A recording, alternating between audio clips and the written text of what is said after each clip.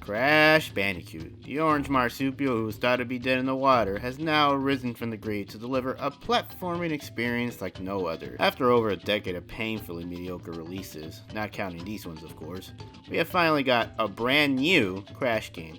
And honestly, it's about time I made this video because this game is not only one of the best Crash Bandicoot games, it's also one of the best games of 2020. Why? Because you can play as Dingodile. That's it. Nothing else. Okay, in all seriousness, this game really impressed me with its character and level design, which is no surprise since Toys for Bob developed the game, the same team behind Madagascar for the Nintendo GameCube. I know some people will argue that Crash is too stuck in the 90s and that Hallway Corridor's level design is too simplistic and outdated. Well, first of all, screw you guys. But that begs the question, how do you modernize a Crash Bandicoot game for the current generation of consoles?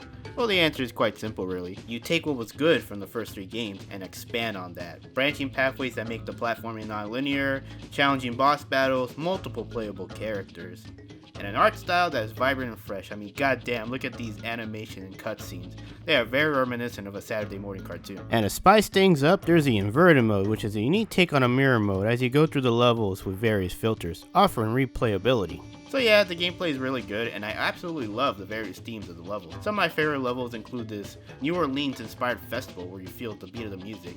You know, it kind of reminds me of Rayman Legends.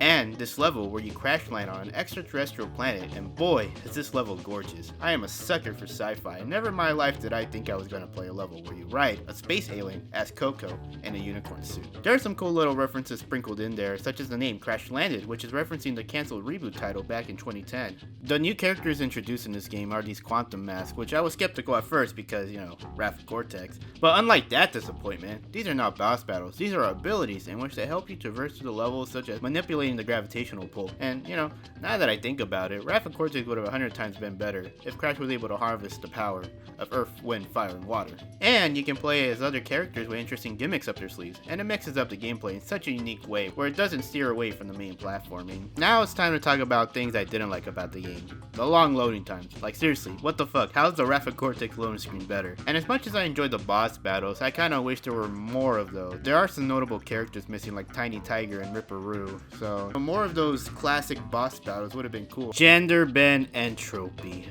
Oh boy. When I told this guy to go fuck himself, I didn't mean it literally, so yeah, that's an L, chief. And the last thing I want to talk about is the difficulty. And no, I'm not going to talk about how this is the hardest Crash Bandicoot game and it's equivalent to Dark Souls. I'm talking about those damn boxes. I, as well as many others, have suffered through this box problem, where some of these boxes are hidden in the most unjustified way. You then wonder if it's even worth getting that last box just to get, I don't know, like a freaking balloon crash suit. I don't fucking know. It is definitely a completionist nightmare. But hey, props to the people who were able to finish this 100%. I hope it didn't cost you your sanity. But overall, this game is fantastic.